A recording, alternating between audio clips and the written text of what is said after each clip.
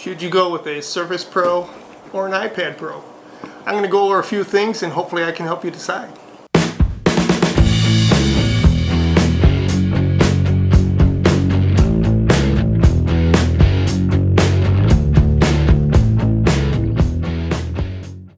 Hey YouTube, how the heck are you doing today?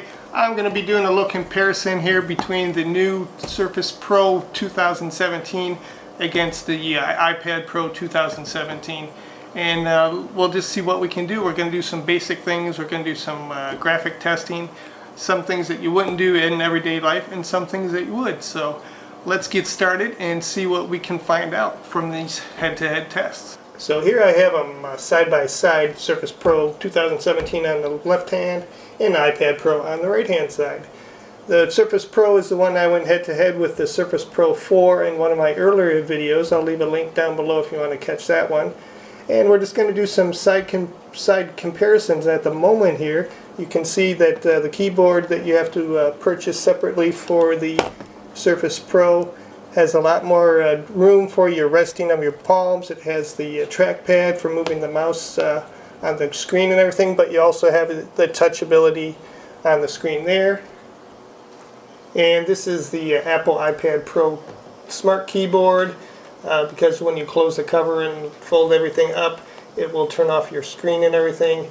It doesn't have as much travel in the keys as the Surface Pro does.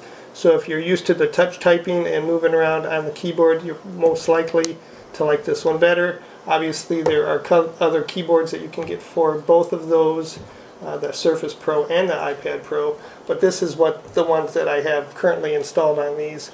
As far as the display, being able to be angled at a certain level with the iPad Pro Smart Keyboard. This is pretty much all you have as far as the way it can be angled, where as far as on the Surface Pro you can go all the way down, so you can do your drawing and everything on that. So that is one big advantage as far as the Surface Pro and against the iPad Pro as far as touch typing and the angle of the display when you're working with it. So let's go ahead and get in some of the tests here and nitty grittiness of it. I'm going to go ahead and close them both down, and then we'll do a cold startup just to see how quickly they both start up.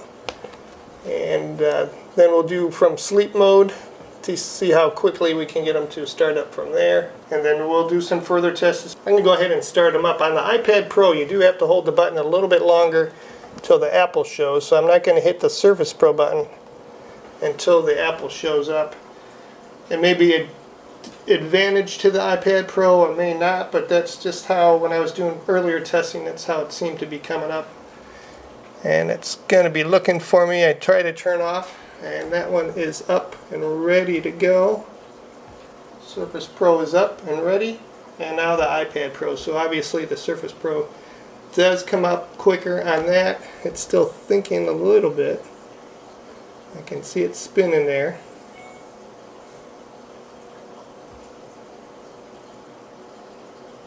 This is the i5 with the 4 megabytes of RAM. The iPad Pro also does have the 4 megabytes of RAM with the A10X chip in it. So chip-wise, you can't really compare them because they're two different architectures. The RAM, I believe, is very similar, if not the same, DDR. But let's go ahead and put them in sleep mode. The Surface Pro one is using its camera to recognize me, where the iPad Pro, I have it on fingerprint, but I do believe I turned it off, so all I should be able to do is double click it, and we both have them back up. Let me just do it one more time.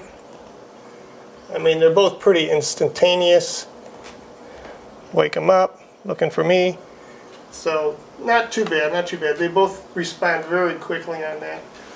So that is the wake up, that's the shutdown. So let's move on to another area, and that would be the battery issue. Now earlier I did run some tests on it. I ran a movie through Netflix. I was streaming them both on battery only from 100%. I watched Star Wars on both. I had Star Wars playing Rogue One. I have it playing twice, back to back on each of the machines at the same time. The movie runs about 2 hours and 14 minutes. So on the first playthrough on the iPad, it got 91%. On the Surface Pro, it was at 79% after the movie. On the second playthrough of Rogue One, on the iPad Pro, it was down to 74%. And then on the Surface Pro, it was down to 53% on the second roundabout of Rogue One. So that was the just playthrough of a straight Netflix streaming service. So it was using the screen, it was using the sound, and it was also streaming over the internet on both of the machines at that time. After I played the Star Wars movies, I went ahead and I played around with Photoshop on the Surface Pro on one of the files that I downloaded. It was a PSD file, it was like 260 megabytes or so. And also on the iPad Pro, I used Infinity Photo. That was a program that just recently got a lot of awards and a lot of recognition as far as being a competitor to Photoshop. So I was running those on the machines, and for about an hour around I played on each of them. And after 1 hour on the Surface Pro, the battery life was down to 36%, and on the iPad Pro the battery dropped down only to 70%. So I had a lot more battery power left on the iPad Pro than I did on the Surface Pro. Then once I finished around playing around with that, I just did some more emailing, some browsing and everything on each of the machines.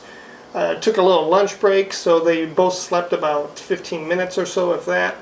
So after about 2 hours of playing around and everything, the iPad Pro was at 57% battery life, where the Surface Pro was down to 23%. So that was over 7 hours with the movie playing, the Photoshop manipulation that I was doing, and then just playing around as far as emails and browsing and everything. And currently the iPad Pro is at 64%, and the Surface Pro is at 18% now, so it's going to be needing a charge soon.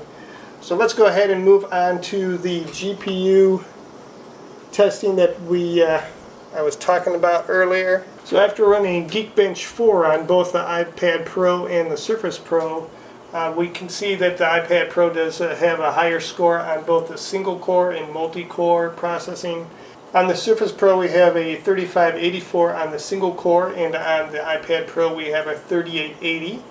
And on the Surface Pro for multi-core we have 6764, and then on the iPad Pro we have a 9233. So as far as benchmarking, on the Geekbench 4, which is the closest one I could come up with as far as testing the two systems against each other, the iPad Pro does come up with higher score on both single core and multi-core.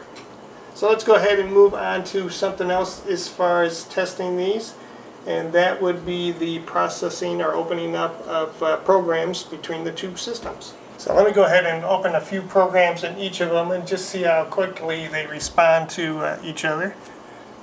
So we'll go ahead and open Safari and Edge. Pretty quick on that. I'll go ahead and go to Sketchbook, because I do have Sketchbook on both of those.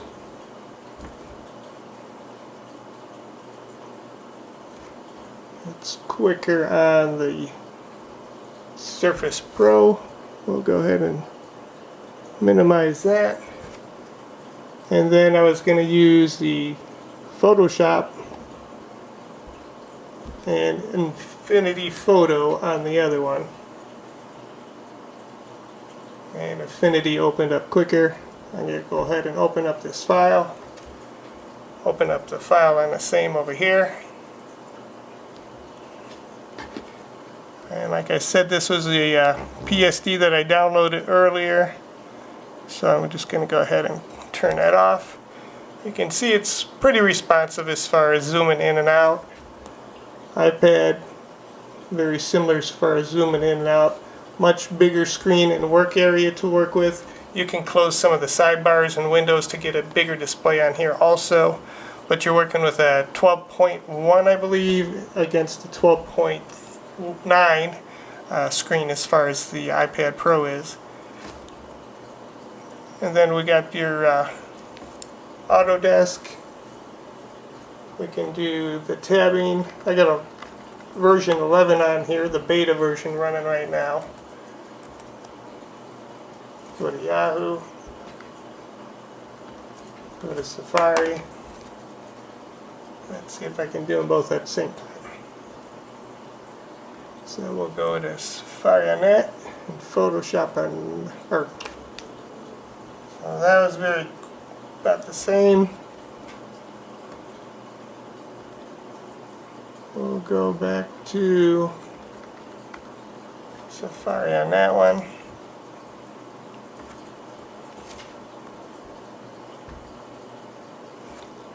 Do some scrolling, quick scrolling. Looks like I had to load some of the page at the end there on this one.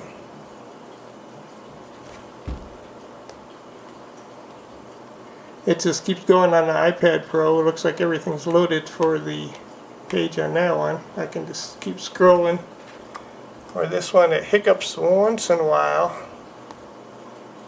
where it needs to reload everything and catch up. So let me get to the bottom here, or what I believe is the bottom. So we'll stop there. We'll scroll quite a bit down on this one. Okay, we had a hiccup on the Safari one finally. Okay, so I set up another layer on the picture here. And I'm just going to do a quick pen test as far as how it drags and everything. As you can see, there is some lag between the Surface Pro holding on or keeping up with the pen tip, where the iPad Pro pretty much stays with the pen tip. I'm going to get rid of those real quick.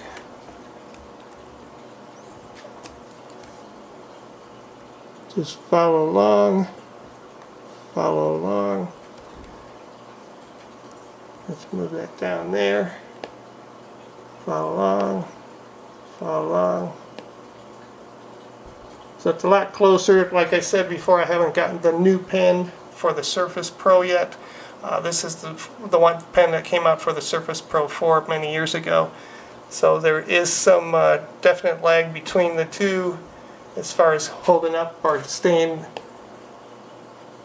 consistent with the pen touching the surface between the iPad Pro and the Surface Pro. So I'll be doing a new test on that down the road. So that's what I just want to touch on base with you, try to pair up these two systems and give you some examples of what your everyday today use would be as far as what you would need out of these systems. Hopefully I'll be bringing some more to you. Leave me some suggestions in the comments below. Don't forget to subscribe and like, and I will see you next time, guys. Have a good one.